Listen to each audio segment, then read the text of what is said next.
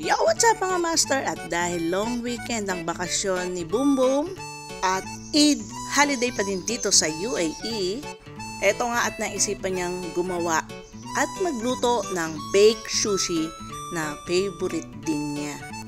At favorite ko din syempre. At dahil day off ko din naman at wala akong ginagawa, tinulungan ko na din si Boom Boom.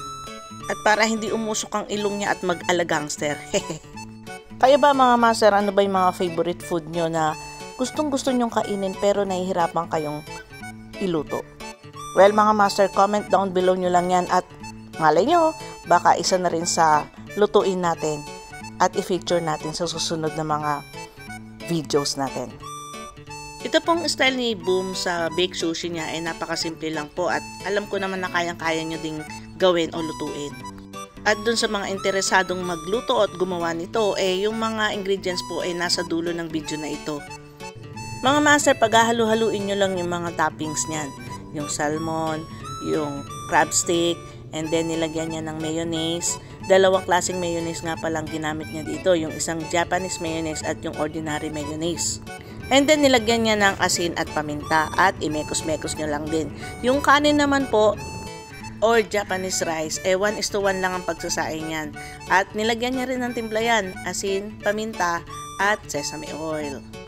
Mekos-mekos nyo lang din yan mga master. At kapag na-mekos-mekos nyo na, pwede nyo nang ilagay sa mga desired tray na gusto nyo kung saan nyo siya gustong i-bake. Pwede rin kayong gumamit ng cup para pantay-pantay yung paggawa nyo ng baked sushi. Pero anyway dito, dahil nakakainin lang namin ito, ganito lang ginagawa ni Boom Boom. Pero kung gusto nyo siyang pang business mga master, kailangan sukatin natin yung mga toppings and then yung rice nga. Para naman pantay-pantay. And after that, yan, ginupit-gupit niya yung seaweeds. Pwede rin yung i-crush din yan para mas madali. And yung mango, inkan na lang ginamit namin kasi wala kaming mabilan dito na hinog na mangga dahil hindi pa nga uso. O hindi pa panahon. Then after nyo mahulma yung Japanese rice sa lagayan, yan, ilalagay nyo natin yung toppings na minix niya kanina. After ng toppings, lagyan nyo lang siya ng seaweeds and mango. So, depende yan sa gusto nyo, no?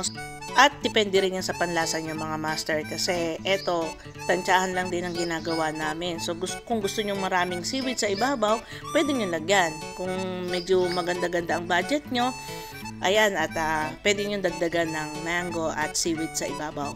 So, depende sa panlasa nyo mga master. And then, after nyong mamekos-mekos ang lahat ng toppings mga master, ibe-bake natin yan sa oven ng 100 to 200 degrees Celsius. And then, for 20 minutes or 25 minutes. And, depende rin sa inyo kung gusto nyo panlagyan ng additional mayonnaise sa ibabaw katulad ng nakita nyo kanina. So ayan mga master, after nyan pwede nyo nang iserve at pwede nyo nang kainin with another or additional seaweeds pa. Hanggang sa muli mga master, let's go!